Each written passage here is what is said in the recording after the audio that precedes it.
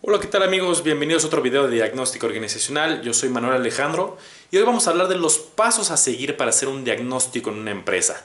Empezando desde la entrevista inicial, establecer un contrato, los acercamientos con el cliente, definir los alcances, las reuniones de información, presentar resultados y también les traigo aquí un caso práctico que les quiero comentar. El primer paso es el conocimiento del cliente, tener una entrevista inicial y más que empezar a adentrarnos ya en los detalles del diagnóstico que queremos resolver, es conocerlo, conocer su industria, su mercado, su ciclo económico, temas regulatorios, cómo está posicionada la empresa conforme a la competencia, conocer a los tomadores de decisión, cuál es la visión, la misión, la estructura. Incluso podríamos comenzar a realizar un análisis DAFO de cómo está situada la empresa, ¿no? Estos son algunos de los puntos, pero bueno, en esta fase de conocimiento, que es una fase vital para entender la situación del cliente, podemos incluir algunos otros conceptos. El siguiente paso que lo podemos juntar es conocer qué hacemos ahí como consultores. Es decir, ya que estamos de frente al cliente, pues conocer cuál fue la motivación para que nos hayan contratado. ¿Fue un tema regulatorio? ¿Fue un tema, alguna recomendación de los accionistas? ¿Es una iniciativa del cliente? O al caso contrario, a lo mejor tú como consultor buscaste al cliente. Otro punto importante es empezar a detectar si hay resistencias en ese sentido. A lo mejor con quien estás tomando la decisión de hacer el diagnóstico no se siente tan cómodo. Entonces, conocer si hay alguna resistencia. Ver quiénes son los que participarán en la definición del proyecto, en la definición del problema, entender el objetivo, los alcances, qué estará fuera del alcance y cuáles serían las fechas de entrega, ¿no? Posterior, ya podemos formalizar con un contrato inicial todo lo que hayamos entendido en estas primeras fases. Este contrato inicial es muy importante porque ahí vamos a plasmar los objetivos, el acceso al personal, información y presupuestos, es decir, qué facultades vas a tener tú como consultor para entender y adentrarte en la información. Ahí definiremos por escrito los límites y los alcances. El grado de colaboración, esto es muy importante, siempre es recomendable tener al menos un grado de 50-50, que se entienda que tú sí vas a hacer el diagnóstico como consultor, pero realmente necesitas la participación integral del cliente. Hacer un cronograma con las fechas de entrega concretas, poner las características del entregable con las expectativas del cliente y el consultor. Aquí es importante ser un poco específicos. Oye, ¿a qué tanto detalle lo vamos a hacer? El entregable va a ser una presentación, va a ser un informe, va a ser un modelo, va a ser una dinámica, etcétera.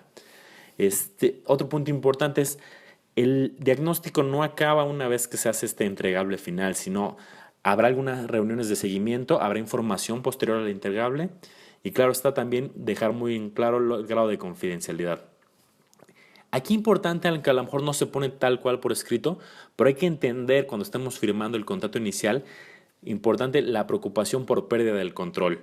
El cliente siente que le estás dando mucha entrada al consultor, ¿hay algún miedo en ese sentido? Y bueno, lo importante también del contrato es establecer puntos donde se tenga la facultad para hacer cambios y el compromiso para involucrarse, no poner cosas que a lo mejor normativamente no se pueden o no hay presupuesto. Vamos a hacer un diagnóstico donde sí hay facultades y disposición para hacer cambios. Posteriormente pasaremos al manejo de datos. Aquí pues hay muchas técnicas para trabajarlos.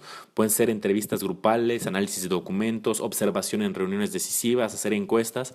Aquí es importante establecer en conjunto con el cliente cuál es la metodología y bueno, tú como consultor tener ese feeling de cuál sería la opción más indicada. Incluso pueden hacerse más de una opción y realizar una matriz comparativa donde podamos encontrar patrones comunes, es decir, las encuestas dieron un resultado y son consistentes con las entrevistas grupales y con las entrevistas individuales. Lo que se observa es lo mismo que nos están levantando las encuestas. Hacemos una matriz muy sencilla en Excel y podemos empezar a encontrar hallazgos comparativos.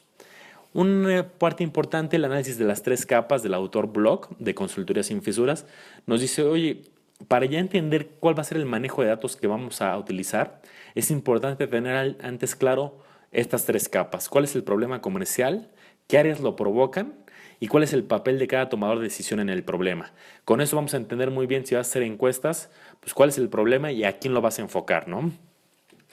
Posteriormente pasamos a una fase ya más avanzada, el informe y la reunión de información.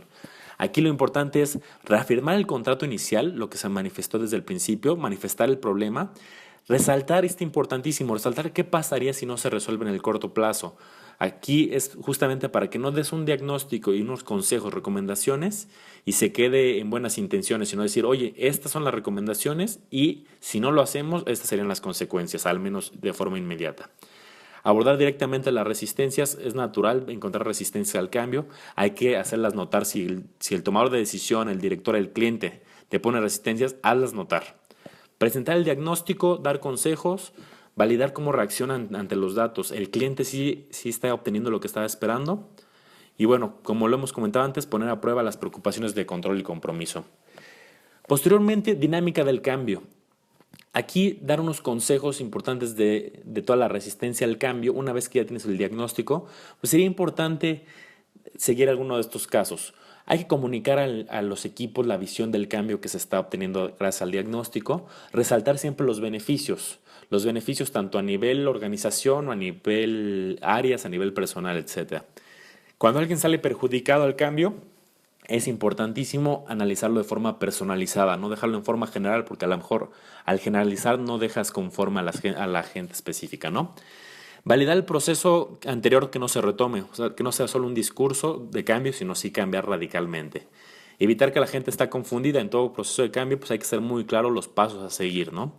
Aprender haciendo, tener en cuenta que es probable que en el proceso haya errores, sí, tengamos un control de errores, control de cambios, pero como todo proceso novedoso, pues hay que aprender haciendo.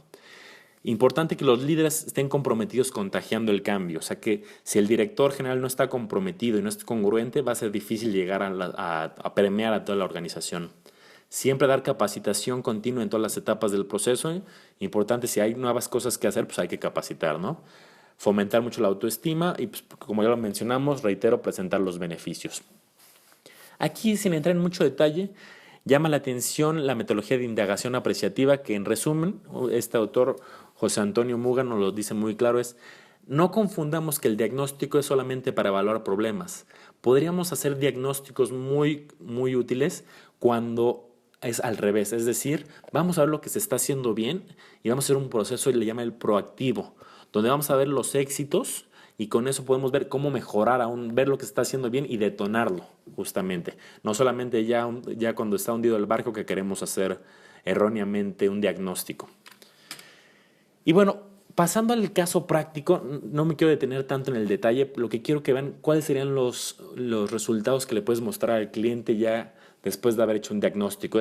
Este ejemplo del caso práctico que llevamos a cabo fue un análisis en una empresa donde había una alta rotación, de tal modo que queríamos entender. En la reunión inicial vimos que el salario podía ser uno de los factores determinantes, es decir, a lo mejor los salarios no eran justos, había mucha disparidad, había ciertos patrones que pueden hacer que ciertos colaboradores se fueran de la industria.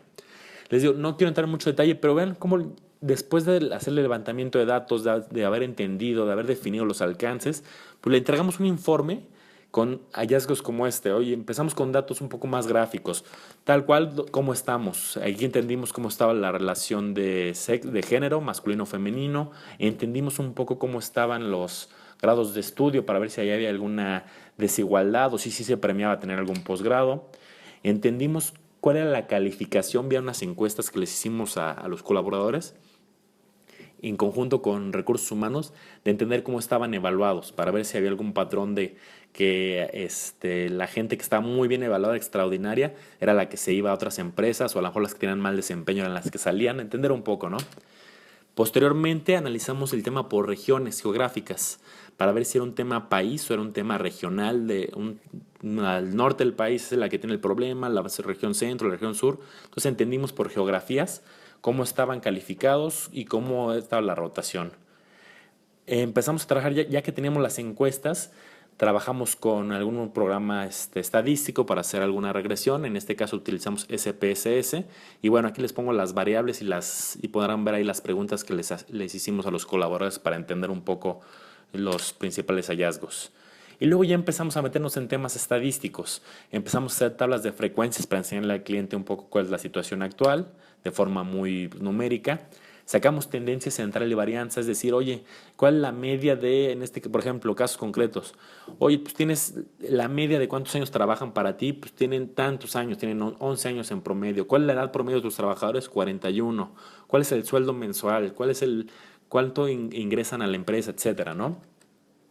Hicimos tablas cruzadas, es decir, empezar a evaluar cosas, variables que tengan cierta relación entre sí. Oye, a ver, por ejemplo, evaluamos el género masculino o femenino con la calificación otorgada por recursos humanos para entender si hay algún patrón. Oiga, vamos a una tabla cruzada de a lo mejor de los que tienen posgrado, cuál es su calificación o alguna región geográfica con el posgrado para entender si hay alguna zona que lo esté impulsando más. Hacer correlaciones, ver el grado de asociación lineal que hay entre las distintas variables para empezar a entender si alguna explica alguna otra, ¿no? Y bueno, al final ya pasamos a una regresión. Aquí es modo muy sencillo. Una regresión es una variable que le llamamos la variable dependiente, que es la que quieres explicar, y tendrás varias variables independientes que son las que de algún modo asocian, explican esta variable dependiente. En este caso, la variable que queremos entender es el salario, y las independientes será, por ejemplo, hoy el género masculino y femenino tiene algo que explique el salario. Hoy tener una maestría explica un poco más el salario, tener más años de antigüedad, tener mayor edad. Entonces, con esas variables podemos correr este modelito, y ya al final, aquí les enseño muy brevemente después de analizar todos los datos estadísticos que ahorita les comenté muy breve, ya le puedo hacer recomendaciones. Incluso le hicimos un análisis FODA, como el que están viendo ahorita en pantalla, muy concreto con las fortalezas, debilidades, oportunidades y amenazas encontrados gracias al análisis estadístico y econométrico. Pues bueno, con esto me despido, les dejo aquí la bibliografía consultada y nos hablamos en el próximo video.